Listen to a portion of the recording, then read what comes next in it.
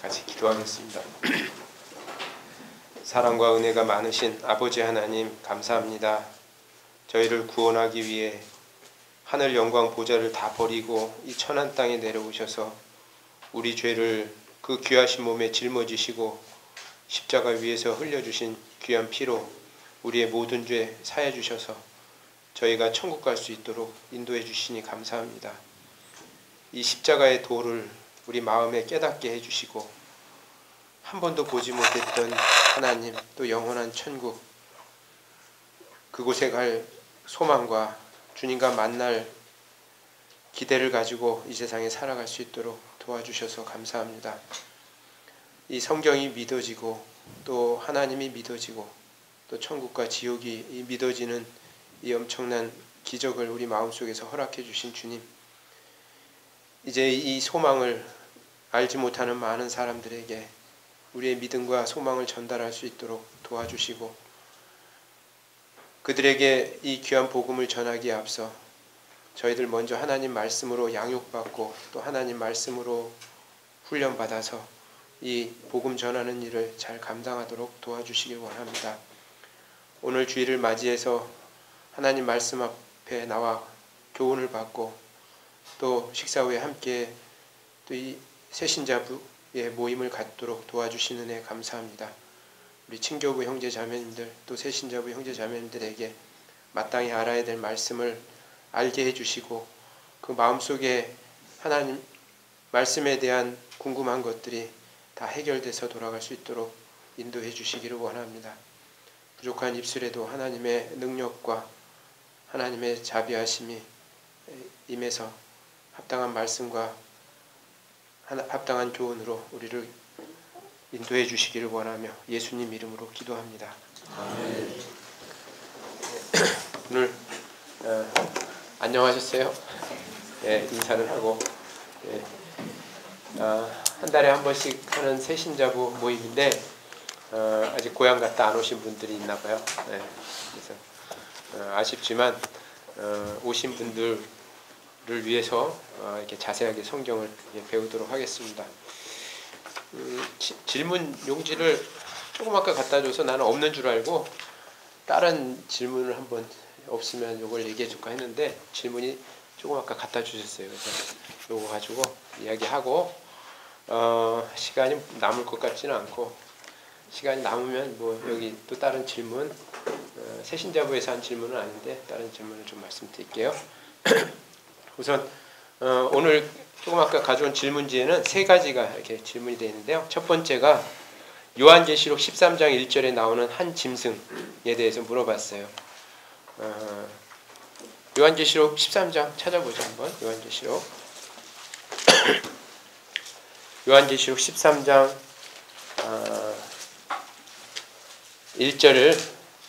1절 말씀만 같이 한번 읽어보겠습니다.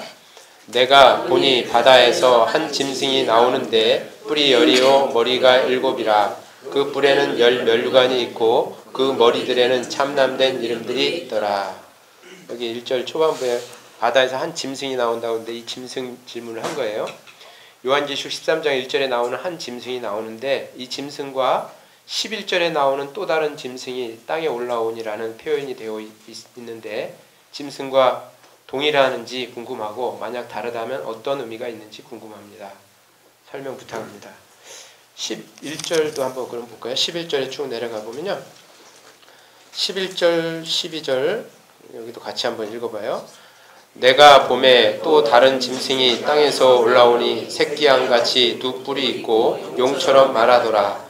저가 먼저 나온 짐승의 모든 권세를 그 앞에서 행하고 땅과 땅에 거하는 자들로 처음 짐승에게 경배하게 하니 곧 죽게 되었던 상처가 나은 자니라. 여기 또 다른 짐승이라고 11절에 되어 있는데 1절에 있는 짐승하고 11절에 있는 짐승하고 같은지 말씀했는데요. 다르다고 여기 했으니까 다른 짐승이라고 했으니까 다르죠. 그죠?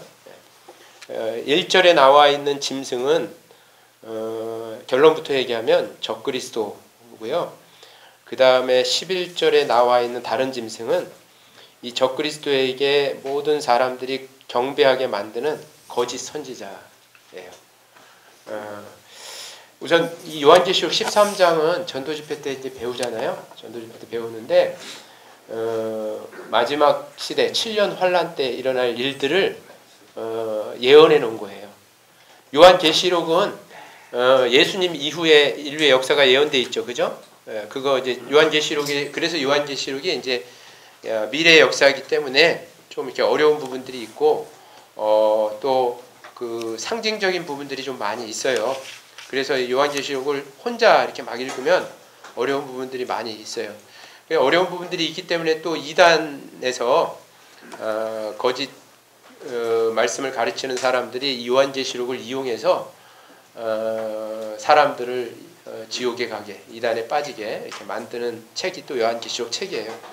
따라서 우리 그리스도인들이 어떻게 될까요? 요한계시록을 이단들보다 더 잘 알아야 돼요, 사실은요. 예?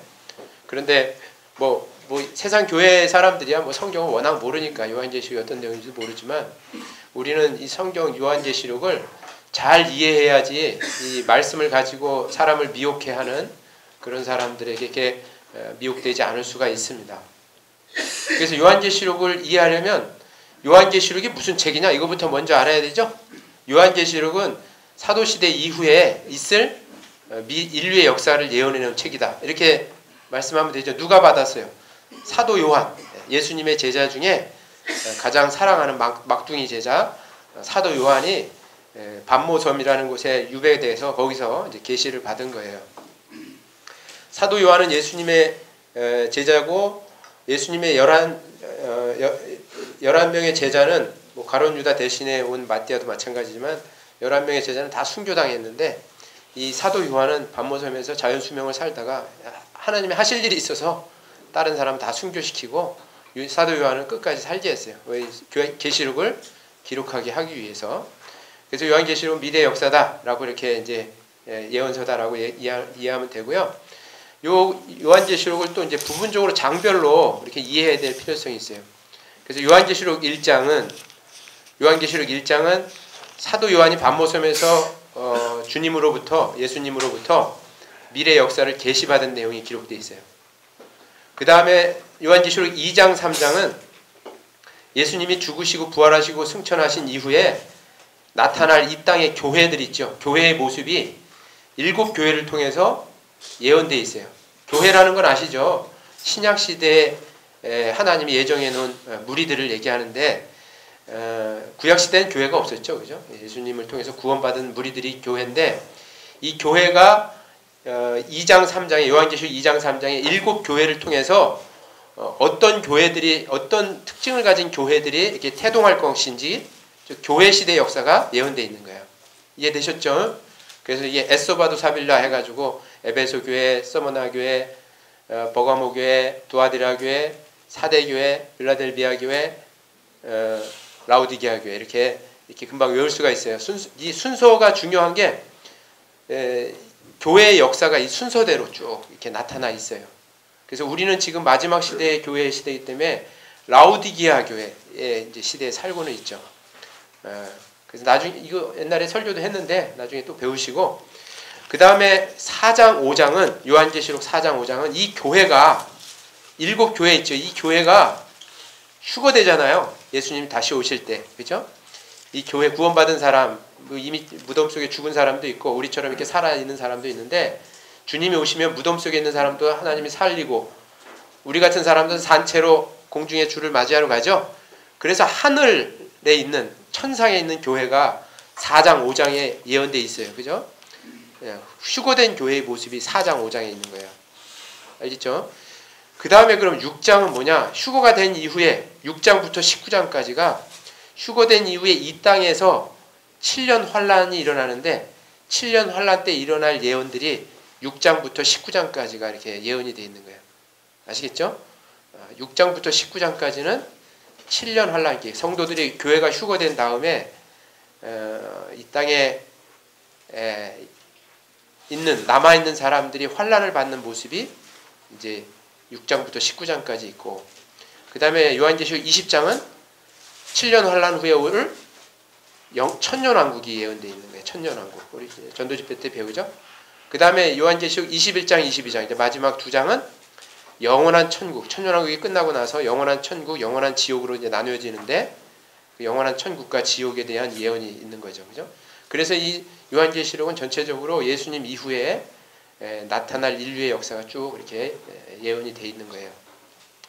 자, 이제 이렇게 전체 이제 숲을 내려다 봤죠. 이렇게 숲을 보는 게 중요해요. 성경 볼 때는 처음부터 막 나무를 보면 안 돼요. 그러면 뭔 내용인지 이게 막 엉뚱하게 해석을 하게 되죠. 그래서 이렇게 숲을 통해서 요 장들이 무슨 내용이고 이걸 알면 이제 누가 무슨 얘기할 때 요것만 알아도 잘 이렇게 설명이 돼요. 자, 그럼 요한계시록 13장은 아까 인류 역사 가운데 어디 시대 예언이겠어요? 7년 환란 예언이죠. 6장에서 19장까지 사이니까 7년 환란에 대한 예언이고, 특별히 요한계시록 13장은 7년 환란 때 등장할 적그리스도, 안티크라이스트라고 하는 사람이 어떻게 이 세상을 다스릴 것인가가 예언되어 있는 구절입니다.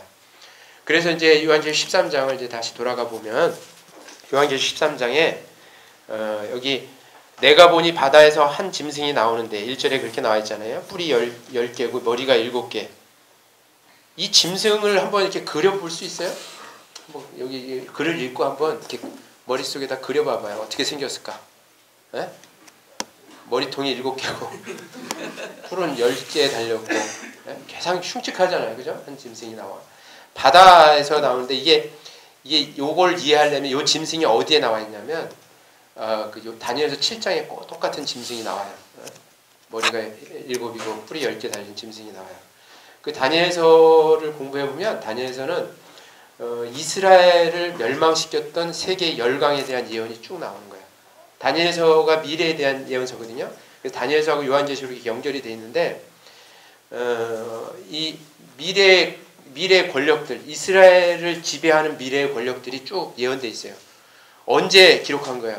이스라엘이 BC 586년에 바벨론이라는 제국에 의해서 망했을 때 기록한 거예요. 다니엘이라는 선지자가 그때 선지자인데, 그러니까 BC 586년에 다니엘서가 기록되는데 그 이후에 나타날 이스라엘을 지배한 열강들이 나와요. 그래서 이제 그 순서가 바벨론, 페르시아, 헬라, 로마, 이렇게 헬라가 그리스잖아요. 그래서 이제 바벨론, 메데파사, 페르시아죠. 메디아 페르시아, 원래 메데바사라고 이렇게 돼 있는데 메데바사는 메디아라는 나라가 먼저 시작됐고 페르시아가 나중에 시작됐지만 페르시아가 메디아로 점령해서 페르시아 제국을 만들어요.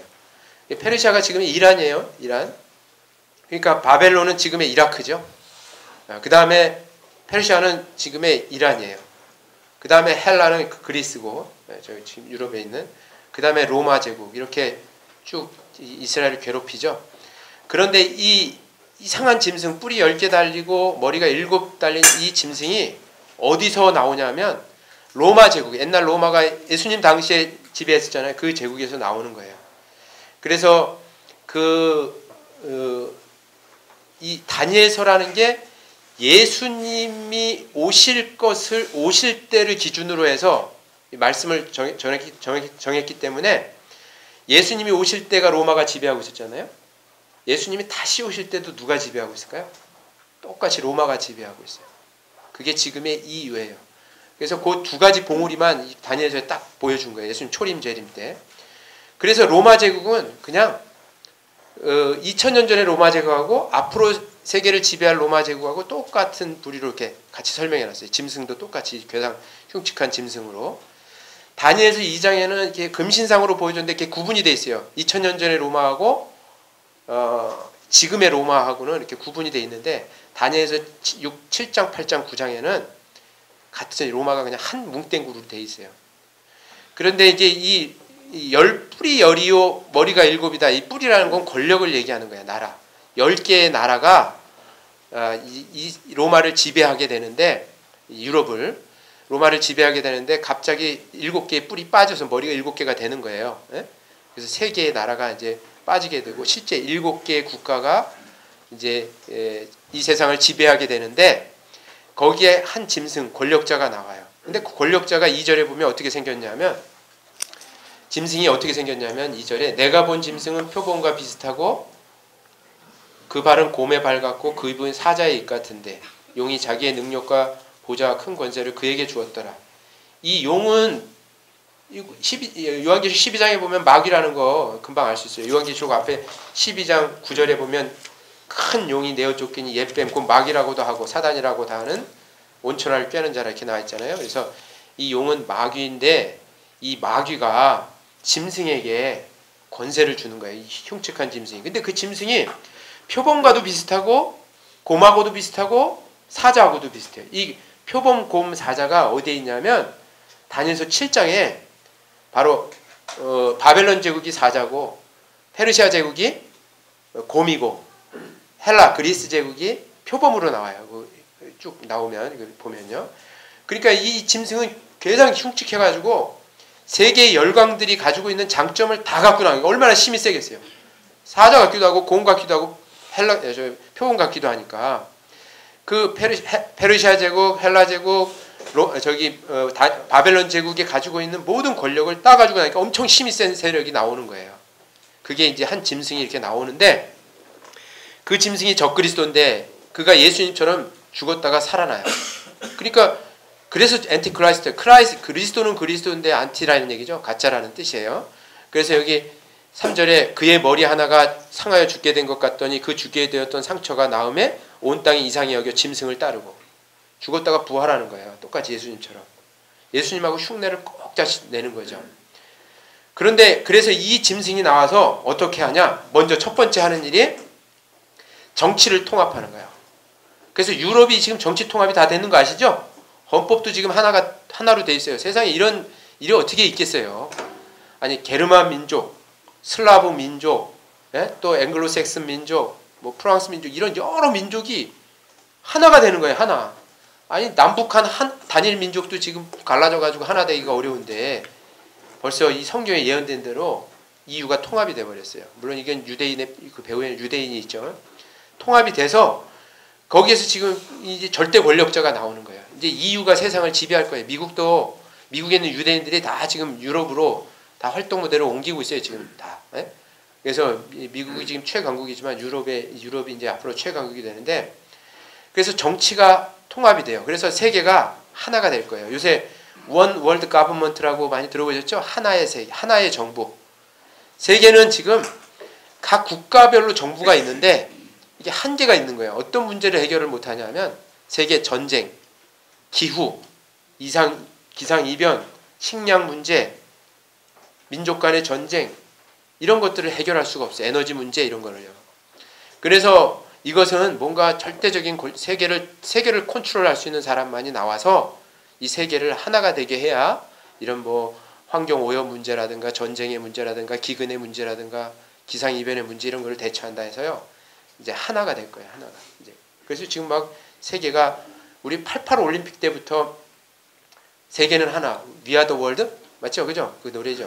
우리는 하나다. 세계는 하나다. 뭐 이런 내용들을 많이 이렇게 홍보했잖아요. 지금 그래서 뭐 글로벌 시대 해가지고 이제 전 지구가 하나인 시대잖아요. 그죠? 아시죠? 지금 막 그렇게 돼가고 있어요. 추세가. 그래서 그 정치가 먼저 통합이 되는 거예요. 그래서 이제 이 각 단위별로의 정치 지도자들은 한계가 있어요.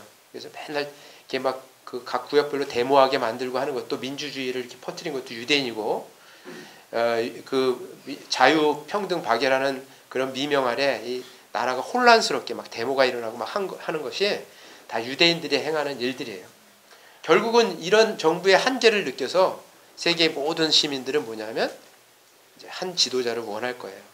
그래서 그거 한 짐승이 그게 적그리스도가 여기 이제 예언되어 있는 거고, 그가 전 세계를 지배해요. 얼마 동안? 42달 동안. 그래서 여기 5절에 보면 또 짐승이 큰 말과 참남됨 하는 입을 받고 또 42달 일할 권세를 받으니라. 이 짐승이 42달이면 3년 반이잖아요.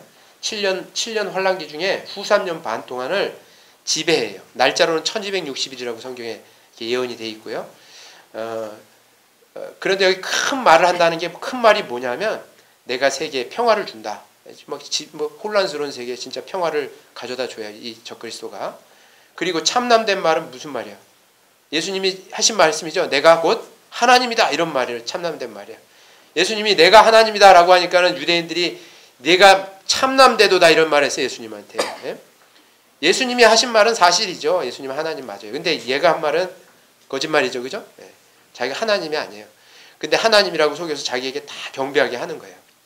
그래서 여기 7절에 보면 7절에 또 권세를 받아 성도들과 싸워 이기게 되고 각 족속과 백성과 방언과 나라를 다스리는 권세를 받으니 이렇게 돼 있죠.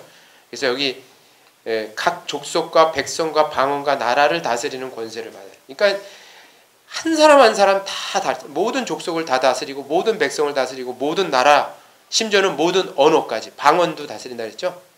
뭐 언어도 지금 하나가 되는 거 알아요? 어떻게 하나가 돼요? 컴퓨터 도움으로. 예. 지금 말하면 다 이제 번역기가 있어요. 요새는. 예? 그냥 한국말하면 영어로 나오고 막 그래요. 예? 그래서 이 백성과 방언과 나라를 다 다스리는 권세를 받아요. 그래서 정치 통합이 지금 이루어지는 거예요. 전 세계적으로. 예? 아시겠죠? 그런데 정치 통합만 이루어지는 게 아니라 두 번째는 뭐냐면 경제 통합이 이루어져요. 그래서 그 요한계시록 그 16장에 저가 모든 자 곧 작은 자나 큰 자나 부자나 빈궁한 자나 자유한 자나 종들로 그 오른손이나 이마에 표를 받게 하고 누구든지 이 표를 가진 자여는 매매를 못하게 하니 이 표는 곧 짐승의 이름이나 그 이름의 수라 그랬잖아요. 여러분 매매를 전 세계 사람들이 표를 받아서 한다는 거예요. 이거는 경제가 통합된다는 걸 얘기해 주는 거예요. 그래서 지금 화폐가 다 이렇게 통합이 되고 있고요. 나중에는 이제 달러도 없어지고 뭐 원화도 없어지고 엔화도 없어지고 다 없어지고 뭐만 있어요? 가상의 화폐예요. 지금도 무슨 화폐 있죠? 지금 무슨 코인 무슨 인터넷상에서 쓰는 가상의 코인이 있어요. 그걸로 지금 뭐 바꾸자는 의견들이 많이 있어요. 이제 뭐 진짜 그런 걸로 해서 돈도 없어지고 이제 컴퓨터로 이제 자동 이체되는 표를 받아서 왔다 갔다 전돌표도 배우죠. 그래서 경제가 그래서 통합이 되는 거예요. 그때 가면 환율 이런 거 없어요. 뭐 달러로 뭐 몇 원에 바꿔야 되는 이런 거 없어요. 이제 다 화폐도 동일하게 쓰는 거예요. 그 시범 케이스가 뭘까요? 유로화예요. 유로화. 지금 저기 영국은 파운드 쓰고 또 미국은 달러 쓰고 또 저기 독일은 뭐지 마르크화 쓰고 또 막 다 다르거든요. 그거를 통합해서 지금 유로화가 나와 있어요. 아시죠? 1유로가 지금 한 1,300원, 1,400원 되죠. 달러보다 더 높아졌는데 그 유로화로 통합이 돼 버렸어요. 이제 그 화폐도 이제 다 통합이 돼요. 정치 통합, 경제 통합 이게 이루어져요. 그 다음에 이제 얘기하려고 다별 얘기하려고 하는 건데 그 다음 이게 뭐냐 종교 통합이요. 네? 종교가 통합이 돼요. 종교가. 그래서 이제 천주교든 기독교든 이슬람교든 불교든 다 이게 가는 길만 다르지 종착지는 똑같은 거야 하면서요. 이 세상의 종교가 다 통합이 돼요. 왜 종교가 통합이 돼야 되는 줄 아세요? 적그리스도가 전 세계를 지배하고 경배를 받는다고 예언이 되어 있거든요. 근데 종교가 다르면 경배하지 않죠. 그죠? 종교를 완전히 다 통합해요. 종교를 통합하는 무리들이 있어요. 그 첫째가 천주교가 지금 앞장서서 교황이 우리나라 왔을 때 막 원불교, 불교, 뭐 심지어는 우리 향교, 우리 그 유교 선비들도 다 와가지고 다 뚱뚱이 뭉쳐가지고 우리 다 똑같다 뭐. 그게 인간적으로 보면은 참 좋고 평화를 이루는 것 같지만 하나님이 보실 때는 뭐야? 아주 가증한 거예요. 그걸 음녀라고 얘기하는 거예요. 음녀. 나는 여호와라 나 외에는 다른 신이 없느니라 하나님이 수도 없이 말씀을 했는데 무슨 사람을 신으로 섬기고 저 뭐 돌멩이를 신으로 섬기고 짐승을 신으로 섬기고 이런 사람들이 다 똑같이 뭉쳐가지고 이게 신이다라고 이렇게 얘기하는 것은 그건 하나님 보실 때 가장 가증한 것이고 구약성경 와보세요. 그런 우상 숭배할 때는 하나님이 가장 큰 징벌을 내렸거든요. 그게 이제 그 일을 앞장서는 사람이 아까 그 11절에 나오는 다른 짐승이에요. 거기 보면 11절에 요한계시록 13장 11절에 내가 봄에 또 다른 짐승이 땅에서 올라오니 새끼양같이 두 뿔이 있고 용처럼 말하더라. 짐승처럼 사단처럼 말하는데 그가 하는 일이 뭐냐면 12절에 저가 먼저 나온 짐승의 모든 권세를 그 앞에서 행하고 땅과 땅에 거하는 자들로 처음 짐승에게 경배하게 하니 아까 그 바다에서 올라온 짐승을 경배하게 하는 거야. 이 거짓 선지자가. 이 다른 짐승이. 이 다른 짐승이 왜 제가 거짓 선지자라고 이렇게 딱 해석해서 말했냐? 거짓 선지자라고 그 뒤에 나와요. 어디 나오냐면 여기 표시해 두시고 요한계시록 19장 한번 봐봐요. 요한계시록 19장. 요한계시록 19장 20절. 요한계시록 19장은 7년왕 끝을 얘기하는 거죠. 천년왕국이 이제 시작할 때 얘기하는 거예요. 근데 여기 보면 20절에 짐승이 잡히고 그 앞에서 이적을 행하던 뭐라 그랬어요? 거짓 선지자도 함께 잡혔으니 이는 짐승의 표를 받고 그의 우사에게 경배하던 자들을 이적으로 미혹하던 자라. 이 둘이 산채로 유황불 붙는 못에 던지우고. 여러분 천년왕국 끝에 20장은 천년왕국 끝이잖아요. 20장은 천년왕국 끝에 지옥에 던져지는 무리들이 있어요. 그게 거기 밑에 보면 20장 10절에 보면 저희를 미혹하는 마귀가 불과 유황 못에 던지우니 마귀가 던져지죠. 그 다음에는 또 뭐예요? 거기는 그 짐승과 아까 그 요한계시록 13장에 나온 짐승도 같이 지옥에 던져져요. 그 다음에 또 나오는 게 뭐예요? 거짓 선지자. 여러분 하나님도 삼위일체라는 거 아시죠? 성부 하나님, 성자 예수님, 성령 하나님 이게 다 삼위의 하나님이지만 마귀도 삼위일체예요. 마귀도 삼위 뭐라고 해야 되나? 사단이 있고 사단의 힘을 받은 예수님과 모형, 예수님 모형 적그리스도가 있고 그리고 성령은 예수 그리스도를 믿게 하죠. 이 거짓 선지자가 있어요. 이게 이 마귀도 이 삼위일체예요. 그래서 마귀, 짐승, 거짓 선지자 얘네들도 다 있죠. 불과 유황으로 타는 못에 들어가는 거예요. 그래서 여기 그 짐승과 거짓 선지자라고 돼 있고 아까 요한계시록 19장 20절에도 짐승과 거짓 선지자라고 돼 있죠. 그죠? 그러니까 아까 요한계시록 그 13장에 있는 짐승 말고 또 다른 짐승은 종교를 통합할 거짓 선지자예요. 그래서 적그리스도를 보고 하나님이 보내신 메시아다라고 해서 다 경배하게 하고 마귀를 하나님이라고 해서 섬기게 하고 하는 거예요. 그래서 이 거짓 선지자가 뭘 하냐 하면 종교를 다 통합해서 모든 사람들이 다 그 적그리스도에게 경배하게 하는 거예요. 그런데 이 일을 행하는 자를 여기 바벨론이라고 얘기하면서요. 그 여기 요한계시록 14장 8절 보면 14장 8절에 보면 14장 8절에 또 다른 천사 곧 둘째가 그 뒤를 따라 말하되 무너졌도다 무너졌도다 큰 성 바벨론이요 모든 나라를 그 음행으로 인하여 진노의 포도주로 먹이던 자로다 하더라. 여기 거짓 선지자들을 음행이라고 말했고 큰 성 바벨론이 무너졌다 이렇게 얘기해요. 이 큰 성 바벨론이라는 나라가 어떤 나라예요? 그 다니엘서에 보면은 다니엘이 하나님께 막 절하고 그럴 때 우상 신상을 만들어 가지고 막 머리는 금이고 어깨는 은이고 배는 동이고 밑에는 철이고 발가락은 철과 진흙이 섞인 우상 만들고 거기다 막 절하라고 했잖아요. 온갖 가증한 것, 하나님 보실 때 가장 가증한 것, 다른 신을 섬기는데 앞장섰던 것이 바벨론이에요. 바벨론 제국. 근데 그런 제국에서 나왔던 음녀가 이제 나온다니까요. 음녀가 뭐겠어요? 음녀는 가늠한 여자잖아요. 하나님만을 사랑해야 되는데 다른 걸 사랑하게 만드는 거죠. 다른 신을. 그게 음탕한 여자라고 하는 거예요. 그래서 요한계시록에 음녀라고 계속 이렇게 나오는 거는 그 뭐 거짓 하나님을 믿는다고는 하지만 거짓 선자를 음녀라고 하는 거예요. 바람핀 여자를 말하는 거죠. 그죠? 하나님만을 섬겨야 되는데 다른 여자. 그걸 바벨론이라고 하고 그들이 행하는 일을 음행이라고 하는 거예요. 하나님께 경배하지 않고 다른 신을 섬기게 하는 거니까. 그래서 이 바벨론이 나중에 박살나버려요. 거기 뒤에 보시면 16장 19절에 보면 마지막 7년 환란 때 마지막 전쟁 때요. 19절에 보면 큰 성이 세 갈래로 갈라지고 만국의 성들도 무너지니 큰 성 바벨론이 하나님 앞에 기억하신 바 되어 그의 맹렬한 진노의 포도주잔을 받음에 각 섬도 없어지고 산악도 간데 없더라. 또 중수가 한 달란트나 되는 큰 우박이 하늘로부터 사람들에게 내림에 사람들이 그 박제로 인하여 하나님을 배방하니 그 재앙이 심히 크미러라. 그래서 이 바벨론이 막 하늘에서 막 거대한 우박 덩어리가 떨어져요. 막 뭐 100파운드 되는 막 무게가 떨어져서 다 멸망을 당해요. 초자연적으로 멸망당하는 거예요. 근데 그때 망하는 것도 큰 성 바벨론 있죠. 이 음녀의 무리들도 다 망해요. 그래서 17장 1절에 음녀에 받을 심판이 나오죠. 여기 보면 17장 1절에 또 7 대접을 가진 7 천사 중 하나가 와서 내게 말하여 가로되 이리 오라 많은 무리에 앉은 큰 음녀에 받을 심판을 내게 보이리라.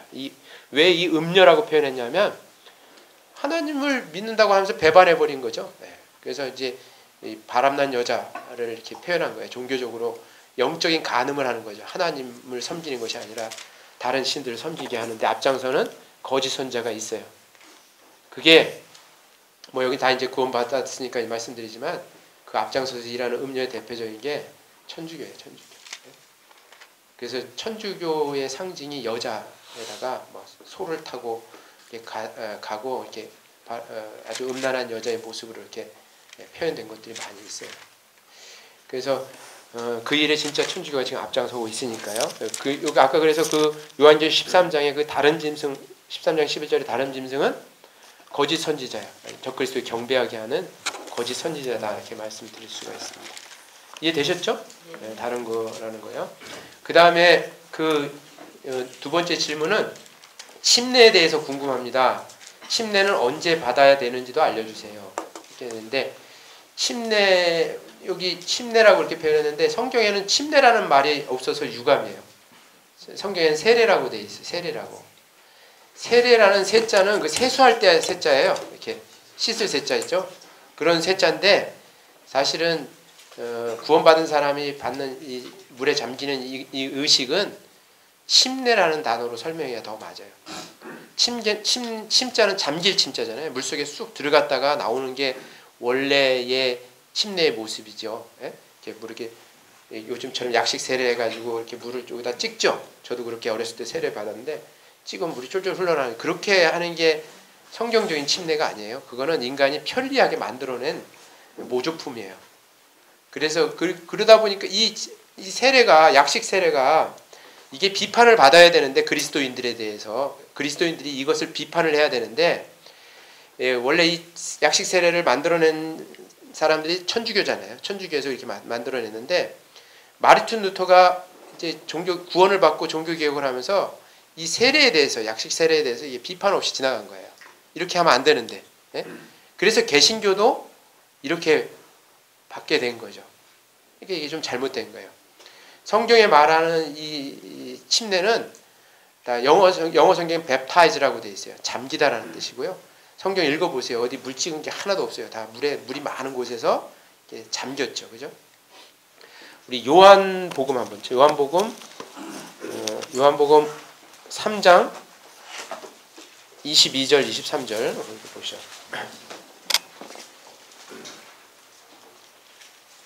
요한복음 3장 22절 23절 같이 한번 읽어봐요. 이후에 예수께서 제자들과 유대 땅으로 가서 거기 함께 유하시며 세례를 주시더라. 요한도 살렘 가운데 에논에서 세례를 주니 거기 물들이 많음이라. 사람들이 와서 세례를 받더라. 물들이 어떻게 됐다고요? 많다 그랬죠? 그냥 물속에 들어가는 거예요. 강에. 요단강, 여기 지금 요단강인데 요단강에 가면 요단강이 깨천같이 작은 깨천이지만 물 많은 데가 있어요. 실제로 세례터가 있는데 물이 막 고여있는 데가. 거기서 세례 받은 거예요. 저도 거기 가봤는데. 그러니까 이 세례는 이제 앞으로 그래서 우리가 이 세례는 침례라고 이렇게 읽는 게 더 좋아요. 성경 같이 읽으니까 저도 그냥 세례라고 했는데 침례라고 다 바꿔야 돼. 그게 이제 원어에 가까운 한국말 표현이에요. 알겠죠? 그래서 그 침례라고 이렇게 다 바꾸고 침례는 그래서 이렇게 약식으로 하는 게 원한이 아니라 뭐예요? 완전히 물에 쑥 완전히 잠겼다가 머리털까지 그냥 완전히 다 잠겼다가 이렇게 일어나는 게 침례라는 의식이에요. 근데 언제 받느냐? 구원받고 바로 하는 거예요. 구원받은 사람이 하는 의식이에요. 알겠죠? 그 사도행전 8장 한번 보세요. 사도행전 8장. 사도행전 8장 35절. 사도행전 8장 35절 제가 읽어볼게요. 빌립이 입을 열어 이 글에서 시작하여 예수를 가르쳐 복음을 전하니 길 가다가 물 있는 곳에 이르러 내시가 말하되 보라 물이 있으니 내가 침례를 받음에 무슨 꺼리낌이 있느뇨. 이에 명하여 경거를 머물고 빌립과 내시가 둘 다 물에 내려가 빌립이 침례를 주고 둘이 물에서 올라갈새 주의 영이 빌립을 이끌어 간지라. 내시는 흔연히 길을 가므로 그를 다시 보지 못하니라. 이 사도행전 8장에 보면 이디오피아 넷이 있죠.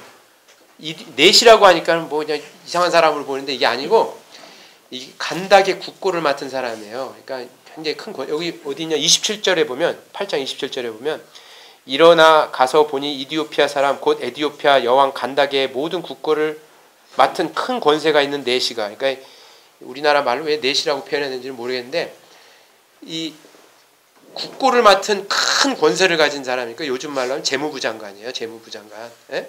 이런 권세 있는 사람이 조그만 소국 예루살렘에 온 거예요. 왜 왔죠? 이 사람이 영적인 갈급함이 있는 거예요. 진리를 깨닫고 싶은 마음.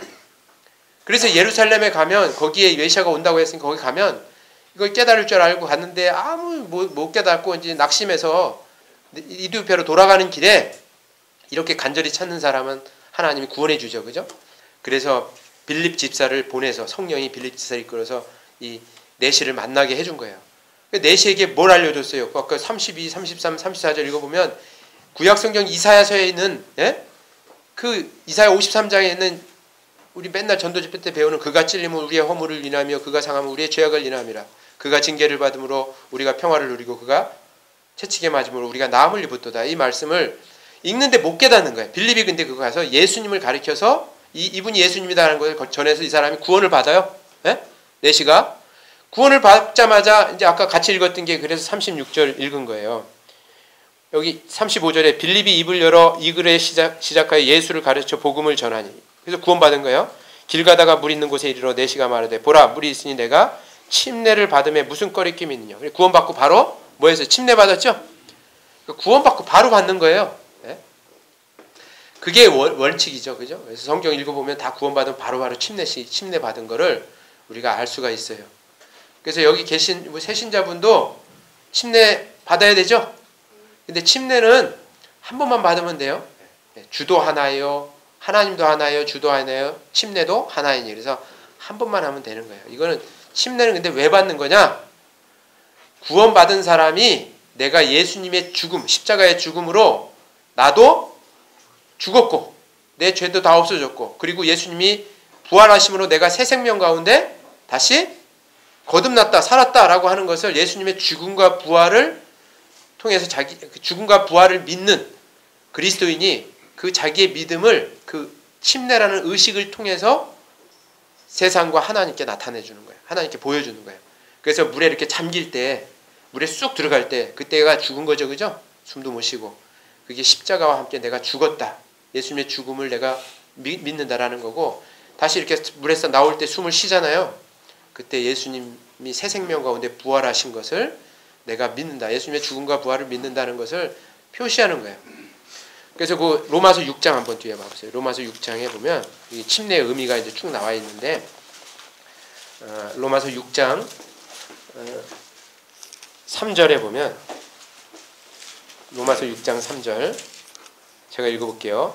무릇 그리스도 예수와 합하여 침례를 받은 우리는 그의 죽으심과 합하여 침례 받은 줄을 알지 못하느냐. 그러니까 우리가 침례 받을 때 예수님의 죽음에 나도 죽음에 동참한 거고 그 다음에 4절에 그러므로 우리가 그의 죽으심과 합하여 침례를 받음으로 그와 함께 어떻게 됐다고요?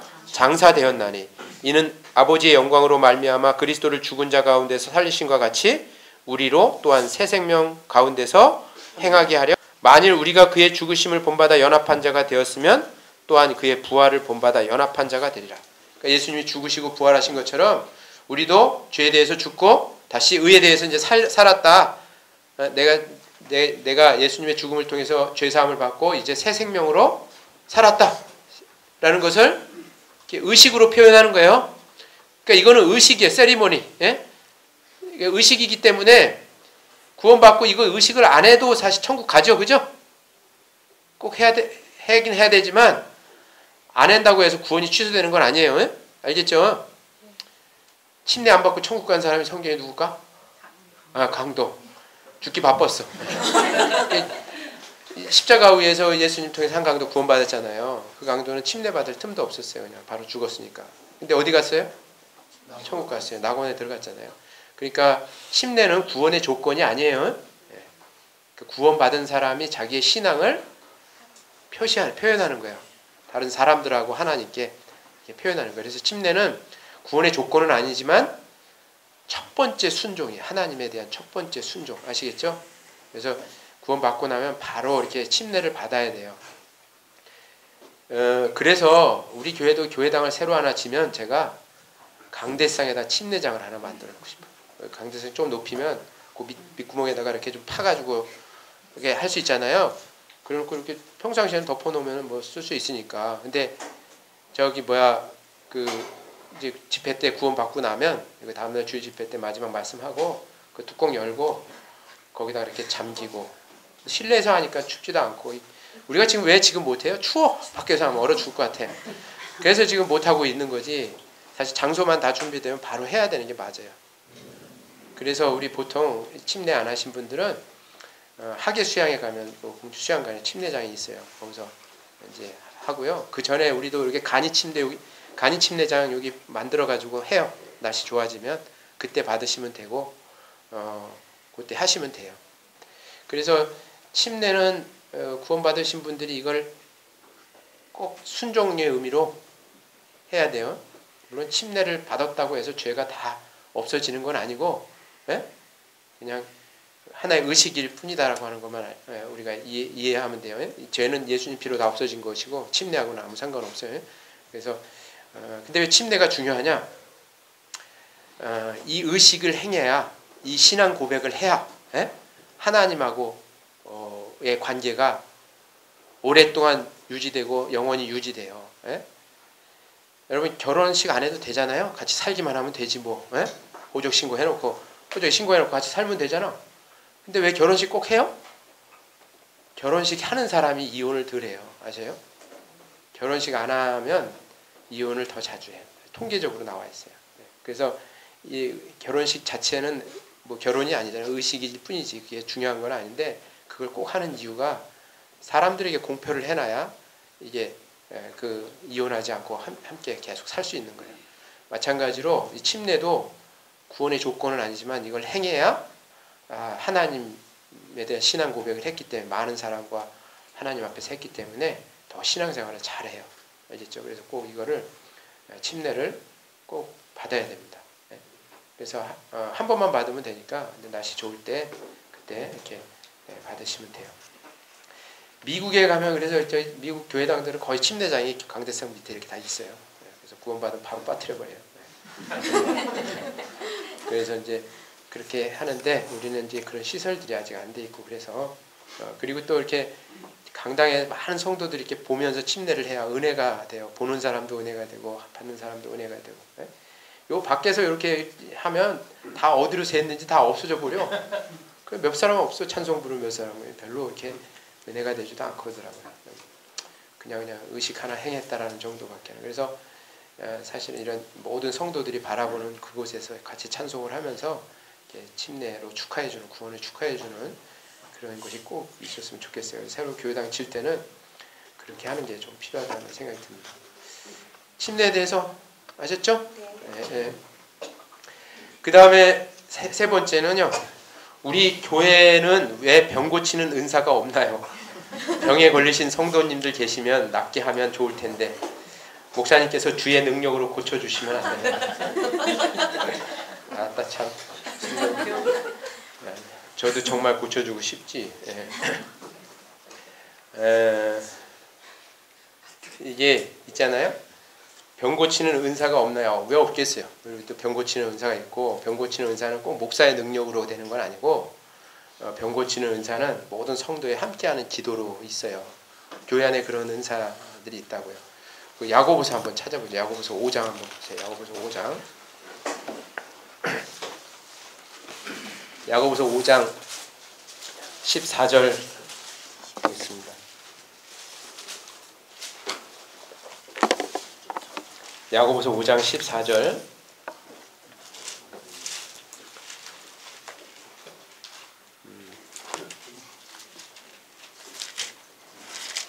15절부터 18절까지 제가 읽어볼게요. 14절부터 18절까지 제가 읽어볼게요. 14절부터 잘 들어보세요. 너희 중에 병든 자가 있느냐? 저는 교회의 장로들을 청할 것이요 그들은 주의 이름으로 기름을 바르며 위하여 기도할지니라. 믿음의 기도는 병든 자를 구원하리니 주께서 저를 일으키시리라. 혹시 죄를 범하였을지라도 사하심을 얻으리라. 이러므로 너희 죄를 서로 고하며 병 낫기를 위하여 서로 기도하라. 의인의 간구는 역사하는 힘이 많으니라.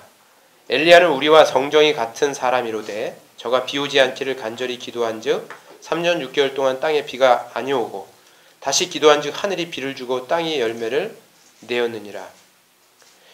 자, 여기 이 병든 자를 위해서 기도하라 그랬죠.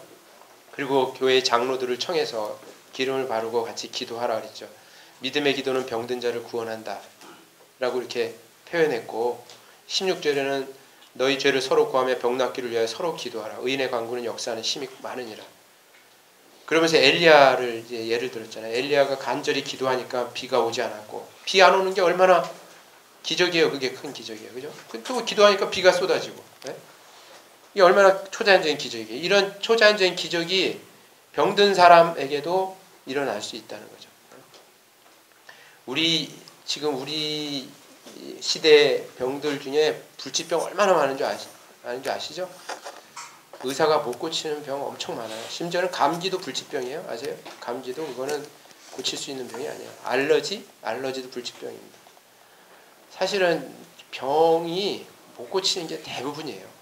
대부분. 고치는 거는 고치는 것도 이렇게 째가지고 다시 꼬매놓으면 그게 막 이렇게 아물고 하는 게 하나님이 고치는 거지 의사가 고친 게 아니에요. 그거. 의사는 우리 형제님들 중에 의사가 그래요. 아유 오늘도 죽어가는 생명 살리고 오셨군요. 이렇게 저녁에 이렇게 인사하면 아유 제가 살렸습니까? 저는 꼬매고 뭐밖에 없어요. 꼬매니까 자동으로 붓대요. 뭐 이렇게 실제 이게 붓게 하는 거는 이 몸에 있는 혈소판, 적혈구, 백혈구 이런 것들이 막 활동하면서 이게 붙여지는 거잖아요. 이 사람이 하는 일이 아니에요. 그러니까 이 병을 주신 분도 하나님이시지만 병을 고치시는 분도 이제 하나님이시기 때문에 하나님의 능력이 요구에 돼야 병이 고쳐져요. 따라서 기도해야 돼. 병이 있으면 그걸 기도를 해야지 되죠. 그런데 그래서 여기 간절히 기도하라고 그랬잖아요. 그러면 구원하리라 하나님 말씀했죠. 그런데 어떤 병은 기도해도 하나님의 어떤 뜻이 있어서 안 고쳐지는 병이 있어요. 네? 여러분 바울이 수많은 사람들의 병을 고쳤어요. 근데 바울은 병이 있었을까요? 없었을까요? 몰라요? 바울이 병이 있었어요. 몸에 가시가 엄청 있었어요. 네? 다른 사람 병은 잘 고쳤어요. 여기 말씀대로 안수하고 해서 잘 고쳤는데 정작 바울 자신의 병은 못 고쳤어요. 네?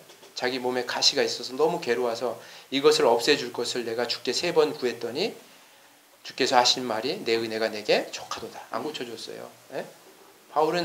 물론 바울은 목 잘라서 죽였지만 평생 몸에 병을 갖고 살았어요. 네? 그래서 얼마나 병이 많았는지 무성도들이 그를 가까이 하지 않을 정도로 너희를 시험하는 것이 내 몸에 있다. 내 몸에서 냄새도 나고 막 그랬을 것 같아요. 네? 거기 갈라디아서 한번 볼까요? 바울이 진짜 그런 병이 있었어요. 갈라디아서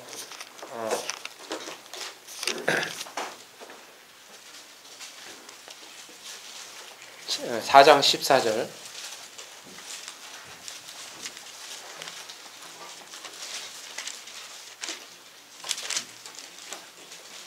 13절 제가 읽어볼게요. 4장 13절 내가 처음에 육체의 약함을 인하여 너희에게 복음 전하는 것을 너희가 아는 바라. 육체의 약한 게 육체의 병이 있었다는 거죠. 그러면서 14절에 너희를 시험하는 것이 내 육체에 있으되 이것을 너희가 업신여기도 아니하며 버리지도 아니하고 오직 나를 하나님의 천사와 같이 또는 그리스도 예수와 같이 영접하였도다. 얼마나 육체가 약했으면요. 바울이 말도 있잖아요. 말도 굉장히 어눌했다 그랬어요. 말도 있잖아요. 이렇게 뇌성마비 걸리신 분들은 말하면 어눌하잖아요. 근데 누구지? 스티븐 호킹? 그 옛날 과학자 있잖아요. 막 이렇게 뇌성마비 걸리고 이상했지만 그가 우주 이론도 막 발표하고 막 그랬잖아요. 대단히 머리 좋은 사람인데 바울이 그런 사람이었어요. 육체적으로 완전히 별 볼 일 없는 그런 사람이었고 몸에서 악창이 나고 냄새가 나고 그래서 너희를 시험하는 것이 내 육체에 있지만 너희가 나를 업신여기지도 않고 천사와 같이 또 예수님과 같이 나를 영접하였다 이렇게 말씀했잖아요. 바울은 평생 이거 가지고 살았어요. 하나님이 왜 안 고쳐줬죠? 이게 있어야 바울이 바울다워지는 거예요. 이게 병이 없으면 바울이 굉장히 교만해졌을 것 같아요. 바울은 엄청 학식이 많은 사람이고 굉장히 똑똑한 사람이고 유대인 중에 유대인이고 히브리인 중에 히브리인이었거든요. 그래서 이 육체에 약한 이것이 없으면 바울이 교만해져가지고요. 하나님께 쓰임받지 못했어요. 그래서 바울 안 고쳐줬어요. 그 앞에 봐보세요. 고린도후서 그 12장 봐보세요. 앞으로 바로 넘기면 있으니까 고린도후서 12장 7절에 고린도후서 12장 7절에 제가 읽어볼게요. 여러 계시를 받은 것이 지극히 크므로, 바울이 그렇다는 얘기죠. 너무 자고하지 않게 하시려고 내 육체에 가시 곧 사단의 사자를 주셨으니 이는 나를 쳐서 너무 자고하지 않게 하려 하심이라. 이것이 내게서 떠나기 위하여 내가 3번 주께 간구하였더니 내게 이르시기를 내 은혜가 내게 족하도다. 이는 내 능력이 약한 데서 온전하여짐이라 하신지라. 그죠? 이게 너무 높아지지 않게 하려고 이거 필요했던 거예요, 바울에게. 그래서 바울은 사실 많은 사람들 병도 고쳤어요. 빌립보서에 보면 에바브로디도라는 사람이 있었거든요. 바울의 물질, 바울이 쓸 것, 돈 있잖아요. 바울이 전도하면서 쓸 돈들을 계속 공급해줬던 사람이 에바브로디도인데 에바브로디도가 병이 들었어요. 바울이 동역자가 병 들어서 바울이 얼마나 근심했는지 몰라요. 바울이 간절히 그에 안수하고 기도했는데 다행히 에바브로디도는 하나님 낫게 해주셨어요. 그 뒤에 빌립보서 가보세요. 빌립보서 보면 빌립보서 2장 26절에 보면 25절에 에바브로디도가 어떤 사람인지 나와 있죠. 25절에 그러나 에바브로디도를 너희에게 보내는 것이 필요한 줄 생각하노니 그는 나의 형제요 함께 수고하고 함께 군사된 자요 너의 사자로 나의 쓸 것을 돕는 자라. 그러니까 바울의 쓸 것을 다 도와줬는데 그가 너희 무리를 간절히 사모하고 자기 병든 것을 너희가 들은 줄 알고 심히 근심한지라.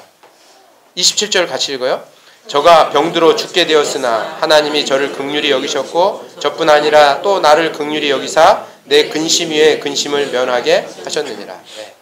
병들어 죽을 지경이었지만 하나님이 나의 근심을 면하게 해주고 또 빌립보 성도들, 이 에바브로디도를 파송한 성도들이죠.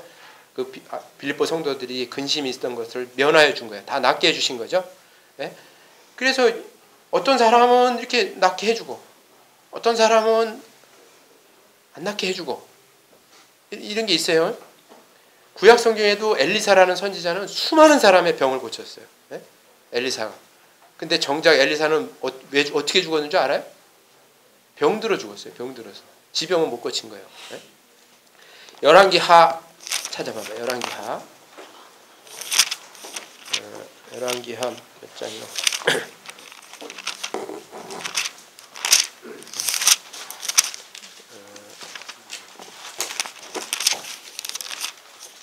열왕기하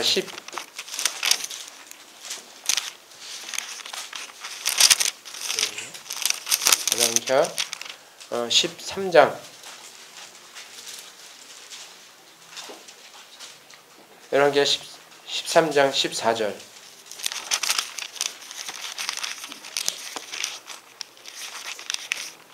이 앞에 읽어보면 엘리사가 수많은 사람의 병을 고쳤는데 14절 같이 읽어요. 엘리사가 죽을 병이 들매 이스라엘 왕 요아스가 저에게 내려가서 그 얼굴에 눈물을 흘리며 가로되 내 아버지여 내 아버지여 이스라엘의 병과 마병이여 하매 엘리사가 죽을 병에 걸려서 결국 어떻게 됐어요? 거기 뒤에 보시면 20절에 보면 엘리사가 죽음에 장사하였더니 해가 바뀜에 모압 적당히 지경을 범한지라. 엘리사 죽었죠. 병 걸려서. 그죠? 엘리사가 기적의 선지자잖아요. 수많은 기적을 행했던 선지자인데 뭐 과부의 아들의 병도 고쳐주고 뭐 수많은 사람들의 죽었다 살아난 사람 살리고 막 했던 이 엘리사가 정작 자기는 병에 걸렸어요. 그리고 그 병 때문에 죽었어요. 네? 그러니까 이게 병 고치는 은사가 없는 게 아니라 우리 교회에도 병 고치는 은사가 있지만 하나님이 무슨 뜻이 있어서 네? 어떤 사람은 병을 고쳐주시고 어떤 사람은 안 고쳐주시고 또 어떤 사람은 너무너무 더디게 고쳐주시고 막 여러 가지 경우가 있어요. 그래서 우리 성도들 중에 병이 있으면 어쨌든 우리는 같이 기도해야 되는 거 맞죠? 그죠? 네. 온 교회가 같이 기도를 해서 하나님이 그 병을 이렇게 낫게 해주시기를 같이 기도를 이렇게 해야 됩니다. 그래서 제 딸이 병에 걸렸는데 기도를 제가 맨날 하는데 네? 걔 머리에 안수하고도 기도도 하고 그러는데 잘 안 돼요. 네? 그래서 뭐 언젠가는 해주시겠죠. 그래서 이 그 병 고치는 은사는 이제 하나님이 해주시는 거니까 기도하고 기다려주면 될 것 같아요. 잘 이해되셨죠? 네. 끝났어요. 3시 약속 시간이 다 됐어요. 그래서 뭐 다른 거는 못하고 오늘 말씀드리겠습니다. 또 뭐 궁금한 거 꼭 물어볼 거 있으면 물어보세요. 없으면 기도하고 마치고. 있으세요? 그럼 기도하고 마칠게요. 제가 기도하겠습니다. 사랑과 은혜가 많으신 하나님 아버지 감사합니다. 저희를 말씀으로 구원해 주셨을 뿐만 아니라 주님의 교회 안에서 하나님의 말씀으로 양육받고 또 이 말씀을 분별할 수 있는 지혜를 주신 것 감사합니다. 교회 안에 붙어서 이 귀한 말씀을 배우고 내가 어떻게 살아야 할지, 내가 마땅히 행해야 될 것이 무엇인지를 알게 해주셔서 하나님을 기쁘시게 하는 자 되게 도와주시고, 후에 주님 만날 때 잘했다 칭찬받는 주님의 자녀들이 되도록 인도해 주시고, 후에 주님을 만날 때 그 엄청난 영광과 상급으로 이 모든 우리의 삶들을 갚아주시기를 원합니다. 오늘 또 새신자부 친교부 함께한 시간에도 필요한 말씀 알게 해주시고 인도해 주셔서 감사합니다. 다음 모임에 더 많은 형제 자매들이 참석해서 이 귀한 말씀을 배울 수 있도록 도와주시길 원합니다. 돌아가는 발걸음도 지켜주시길 원하며 예수님 이름으로 기도합니다. 아멘.